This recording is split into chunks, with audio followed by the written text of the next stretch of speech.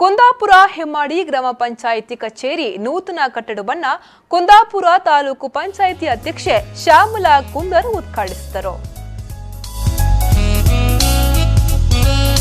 ಈ ಸಂದರ್ಭದಲ್ಲಿ ಮಾತನಾಡಿದ ಅವರು, ಗ್ರಾಮ ಪಂಚಾಯಿತಿ ಸುಂದರ ಕಟ್ಟಡ ಜನರ ಸೌಲಭ್ಯಕ್ಕೆ ಲಭ್ಯವಾಗುತ್ತಿದ್ದು, ಸರ್ಕಾರ ಜನರಿಗಾಗಿ ರೂಪಿಸಿದ ಯೋಜನೆಗಳನ್ನ ಜನರಿಗೆ ಮುಟ್ಟಿಸುವ ಮೂಲಕ ಸಾರ್ಥಕತೆ ಪಡೆಯಬೇಕು. ಕಟ್ಟಡ ನೋಡಲು ಸುಂದರವಾಗಿದ್ರೆ ಸಾಲದು, ಜನರ ಪರ ಕಾಳಜಿ ಇದ್ರೆ ಮಾತ್ರ ಕಟ್ಟಡದ ಜೊತೆ ಜನರ ಬದುಕು ಸುಂದರವಾಗುತ್ತದೆ ಎಂದು ಕುಂದಾಪುರ ತಾಲೂಕು ಪಂಚಾಯತ್ ಅಧ್ಯಕ್ಷೆ ಶ್ಯಾಮಲಾ ಕುಂದರ್ ಅಭಿಪ್ರಾಯಪಟ್ಟರು. ಎಲ್ಲ ಗ್ರಾಮಸ್ಥರಿಗೆ ನೀವು ಸರ್ಕಾರದಿಂದ ಸಿಗುವಂತಹ ಸೌಲಭ್ಯವನ್ನ ಅವರ ಮನ ಮುಟ್ಟುವಂತೆ ಮಾಡಿ ಒಳ್ಳೆಯ ಕೆಲಸವನ್ನ ಮಾಡಿ ಒಂದು ಮಾದರಿಯ ಪಂಚಾಯತ್ ಆಗಿ ಅಭಿವೃದ್ಧಿ ಹೊಂದಬೇಕು.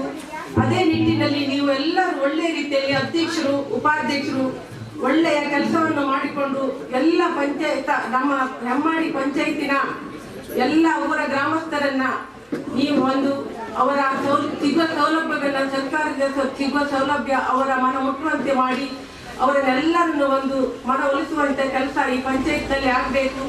ಅದೇ ರೀತಿ ಈ ಪಂಚಾಯತ್ ಒಂದು ಮಾದರಿಯ ಪಂಚಾಯತ್ ಆಗಿ ಎಲ್ಲ ಸಿಬ್ಬಂದಿ ವರ್ಗದವರು, ಸದಸ್ಯರು ಹಾಗೂ ಉಪಾಧ್ಯಕ್ಷರು ಅವರೆಲ್ಲರೂ ಪಿಡಿಒ ಎಲ್ಲರೂ ಒಳ್ಳೆ ರೀತಿಯ ಕೆಲಸ ಮಾಡಿಕೊಂಡು. ಉಡುಪಿ ಜಿಲ್ಲಾ ಪಂಚಾಯಿತಿ ಸದಸ್ಯೆ ಶೋಭಾ ಜಿ ಪುತ್ರನ್ ಬಾಪೂಜಿ ಸೇವಾ ಕೇಂದ್ರ ಉದ್ಘಾಟಿಸಿದರು.